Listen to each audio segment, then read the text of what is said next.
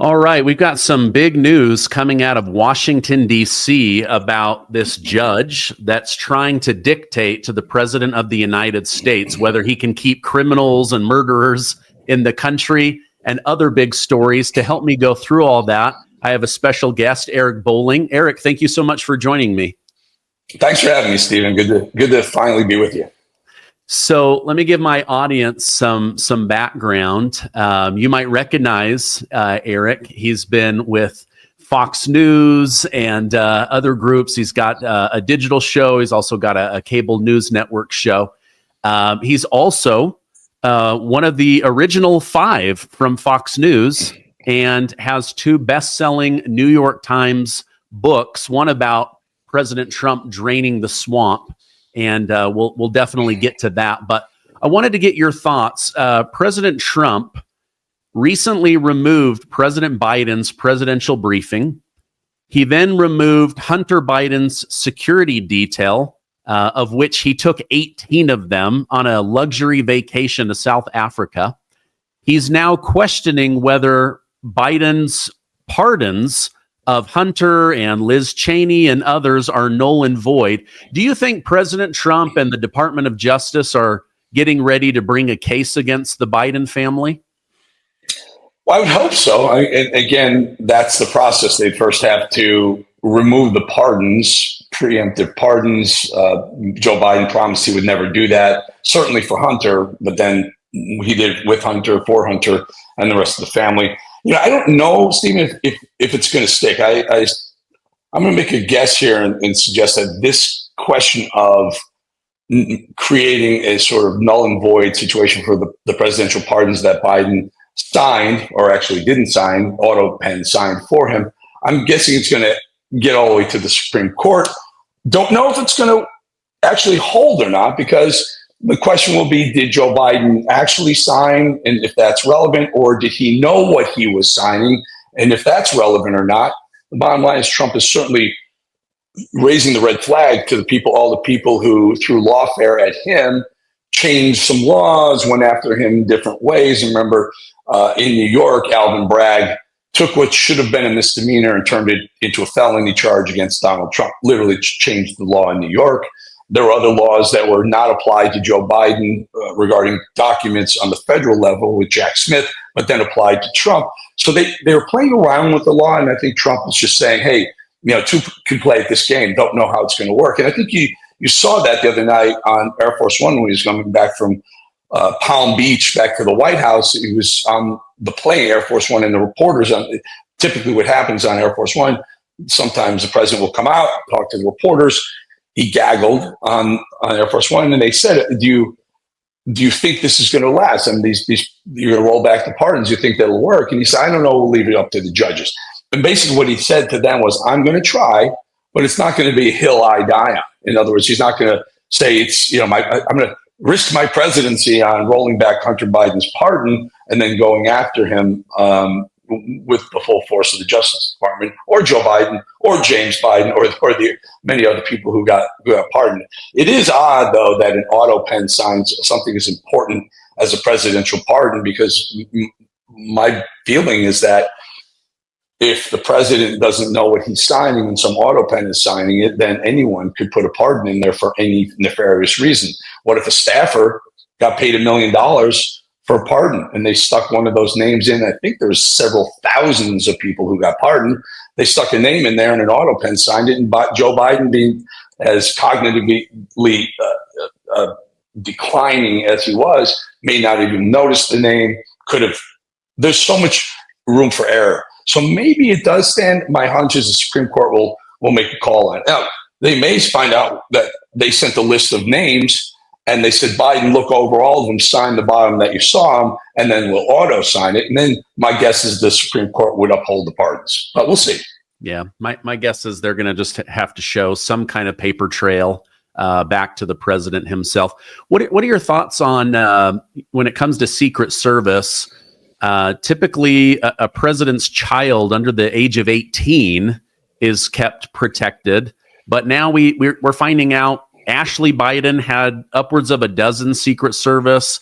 Hunter Biden, 18 of them. The government's basically been paying his rent Now he's saying, I have to drop this lawsuit against Garrett Ziegler for publishing my laptop because I'm broke. And then he goes on a luxury vacation to South Africa, taking those 18 secrets. Don't you think this is a bit excessive for a former president's adult child? No.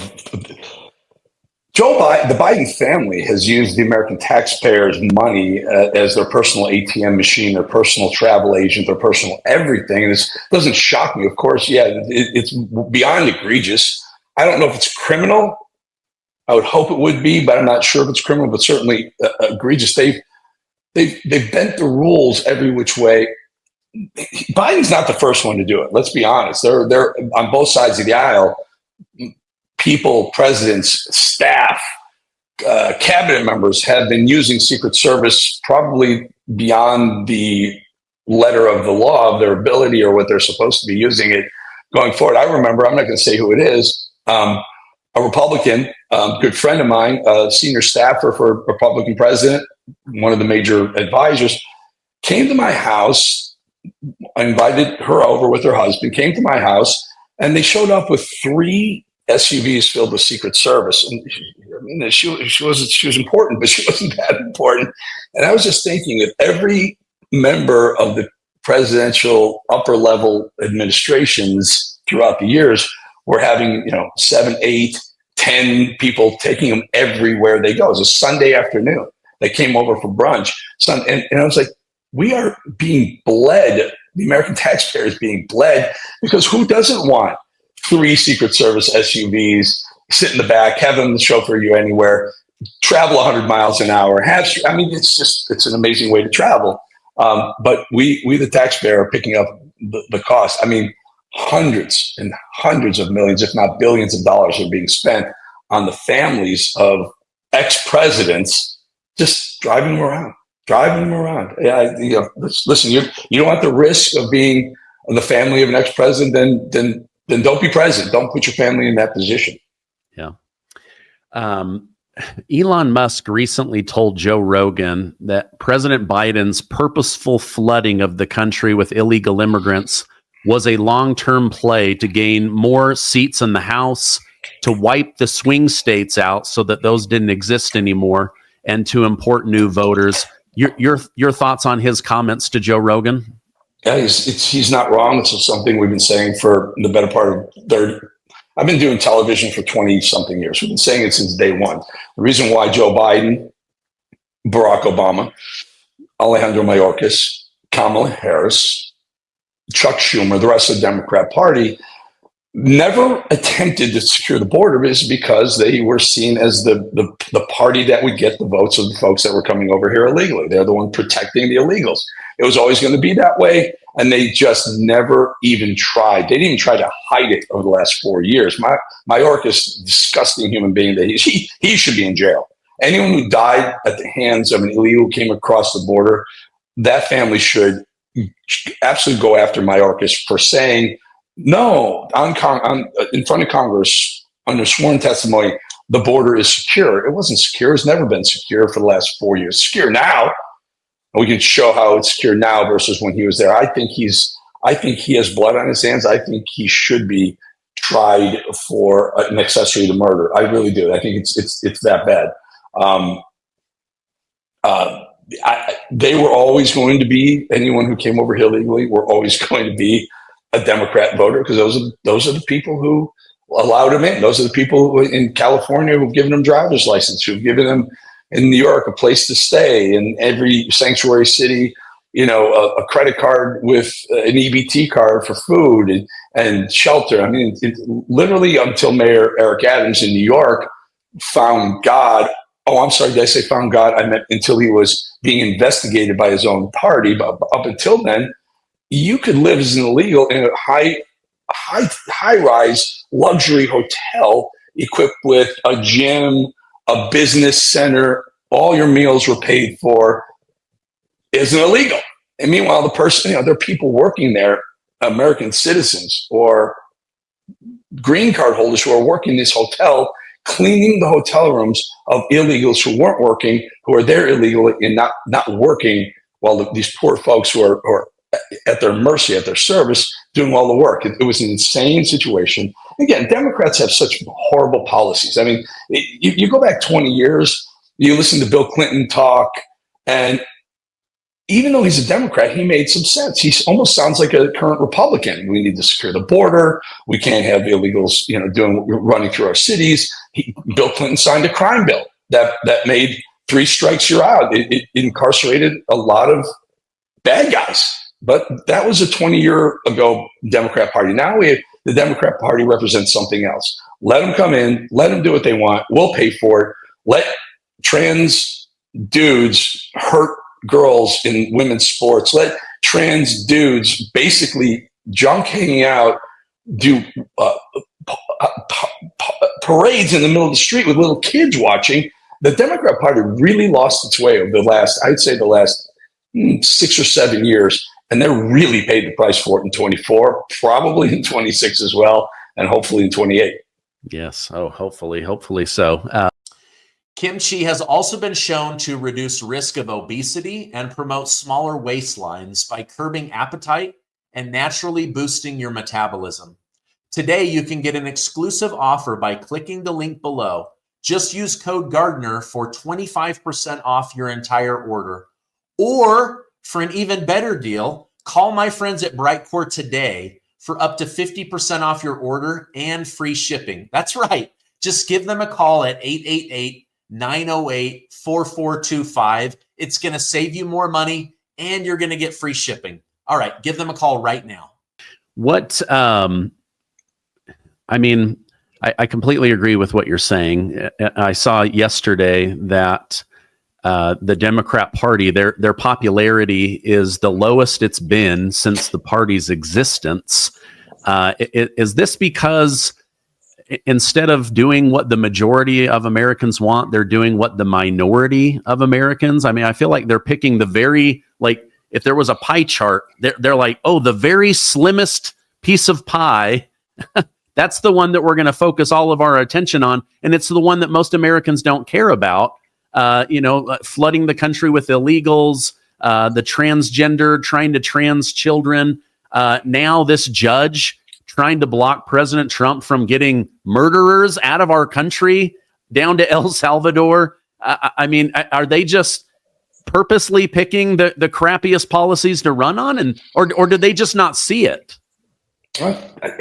It's hard to understand why they pivoted so hard, so left, and so fast. And the odd thing was that the Democrats pivoted, but it didn't matter what the media did. The media helped them out. The left-wing media helped them out by saying, oh, if you're against these policies, you must be racist. They said it, the media repeated it, and everyone kind of got a little nervous. But it's when the corporate boardroom went the same way, which is baffling to me. I come from Wall Street. I spent 15 years on Wall Street before TV, and it was always about the bottom line. It was always about the shareholder, creating more shareholder value. And I just could never understand why the boardroom embraced DEI policies that clearly weren't the best for the company. You hire people that may not be the most qualified just because you needed to meet some sort of quota, and then live by it and stick to it.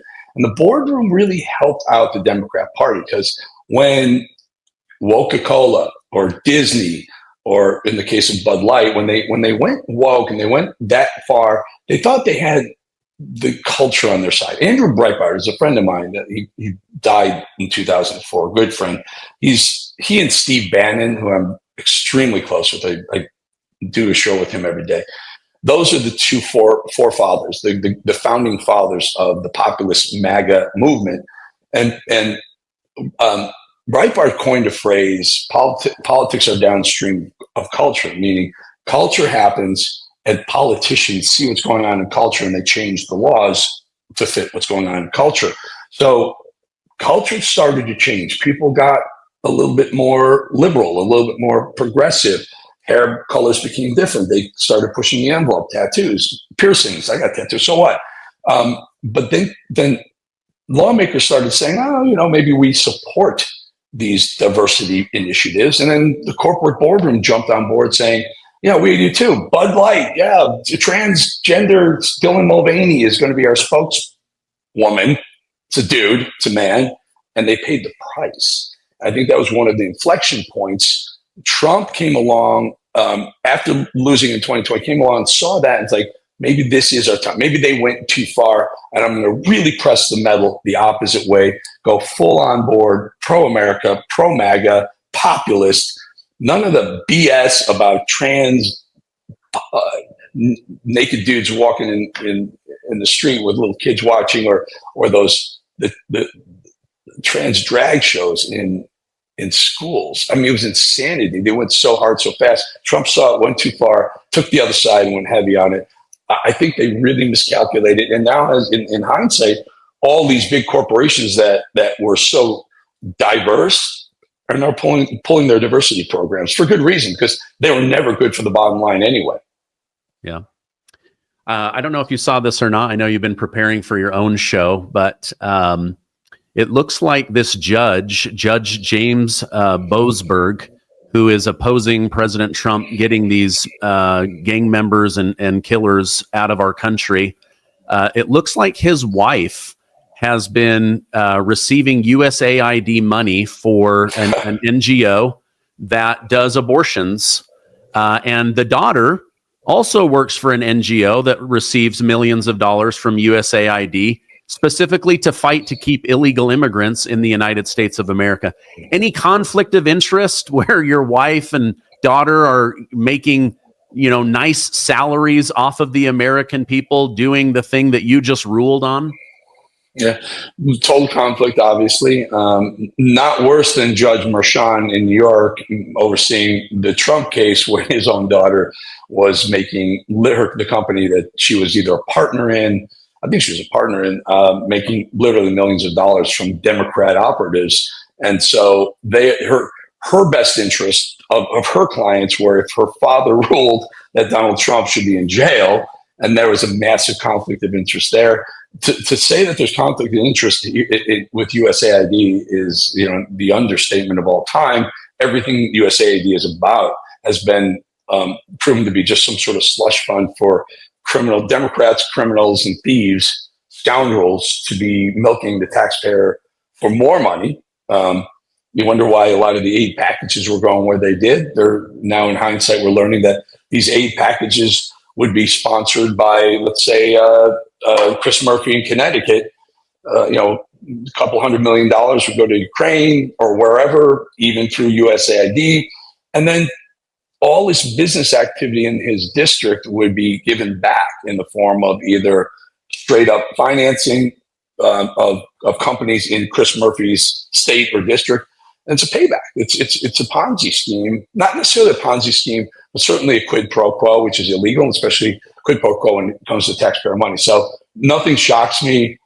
I'm glad someone uncovered that, but this is how dumb criminals are, and these people are criminal.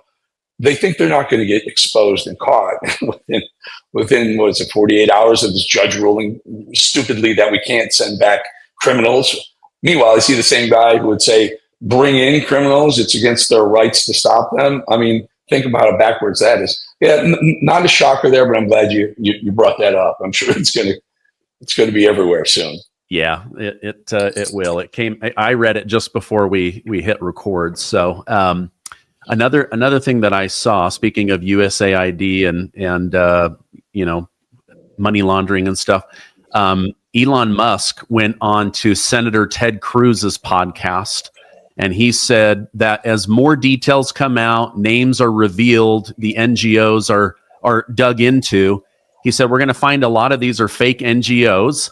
They then give themselves extremely lavish, insane salaries, expense everything to the nonprofit, buy jets and homes and all sorts of things. They live like kings and queens on the taxpayer's dime. I'm kind of looking forward to seeing some of these names. Hopefully they're not held up as long as the Jeffrey Epstein file. But I would like to know, who are the people that have been getting these multi-6-figure, 7-figure salaries, living high on the hog off of my money and your money and our viewers' money? Your thoughts on his comments to Ted Cruz? No, it's fantastic, and that's why Doge is still here. They got some massive pushback. It's probably a pretty good indication of who is corrupt and who's been on the take.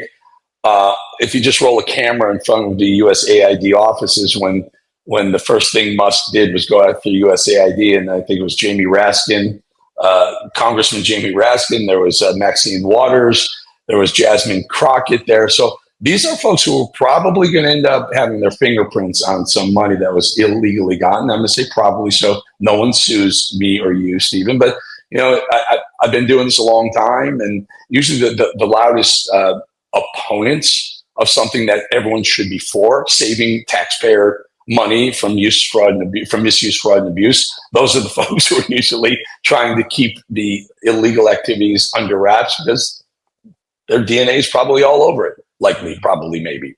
Yeah, likely, probably, maybe is what we're saying officially.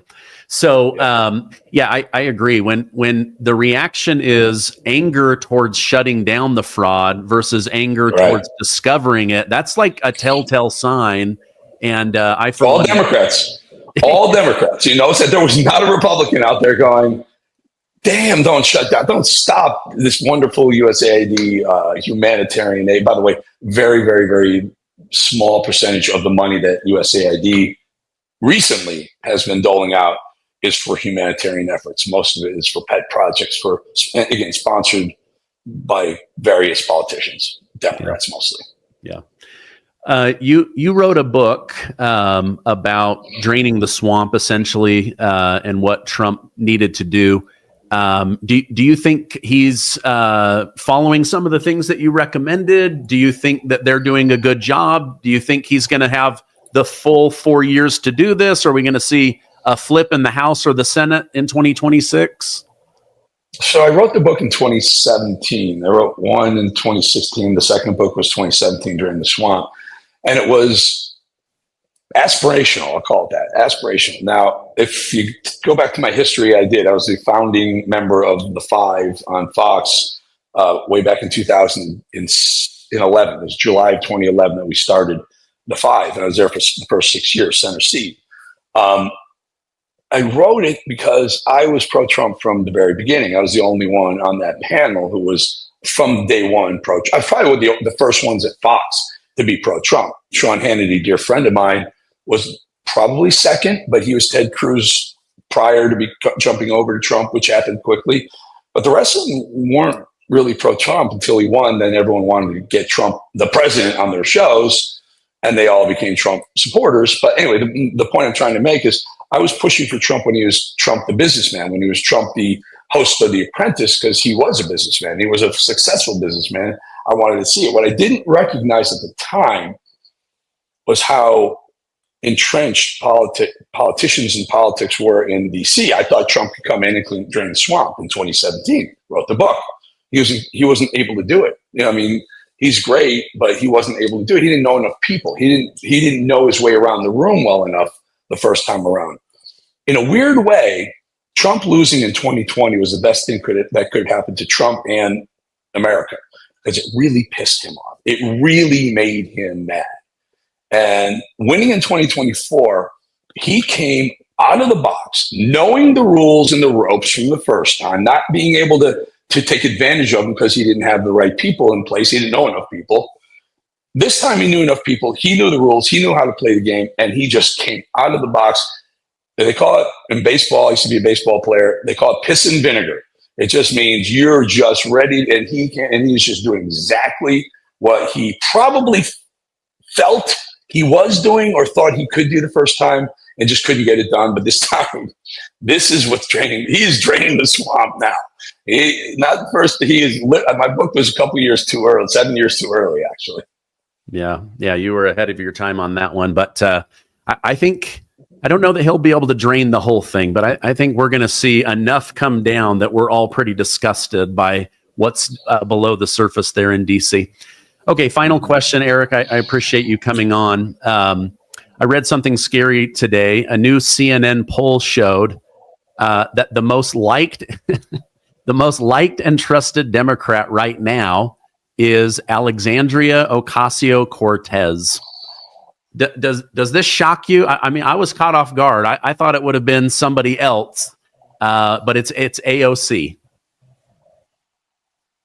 She's a likable character if you're a liberal. She's, pardon my French, she's a dumbass, but she's a likable character if you're a liberal. I mean, one of the first things she did as Congresswoman is she literally Bezos Amazon wanted to open a major distribution center in her district in New York, and she pushed against, what was it, 10, 20,000 jobs in her own district. That's how dumb she is. And Bezos was a Democrat at the time, now turned Trump fan. But so she doesn't know economics. She doesn't really know what she's talking about half the time, but she says it in a way where young people like it. And she's attractive and she dances and she's cute. Okay, but I think she is. She's bubbled up to be the most popular Democrat.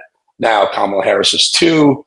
I think when 28 comes around, Gavin Newsom has the infrastructure. I don't know, he's playing around with the podcast, trying to, try and rebrand himself a little bit more of a centrist. It's not going to work. I think you really need, for 28, I think the people will be Kamala will try and make a play again, but I think Pete Buttigieg, there's some smart Democrats, some smart liberals that are legit.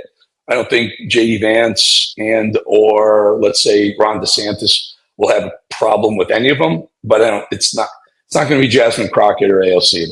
They don't have the brains for it. And you want to know something? It wasn't going to be Kamala because she didn't have the brains, but they hid her behind a bunch of, Wizard of Oz green curtains until she got exposed in Pennsylvania by a local Fox reporter. When he pushed her on inflation, she had nothing. I think you'll see the same thing with all these Jasmine Crockett's and AOC types as they get closer to the real deal, 2028. Okay. Well, we will definitely see what happens. Eric, I want to thank you for taking time out of your day to come on my show. If people want to follow you online, what's the best way to do that?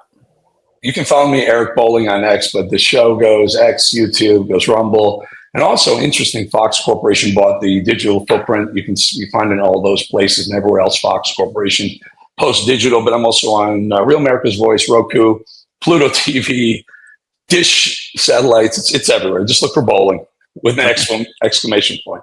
Okay, great. Well, I wish you the best of luck. Thank you again for taking time out of your day. I hope you have a great rest of your day.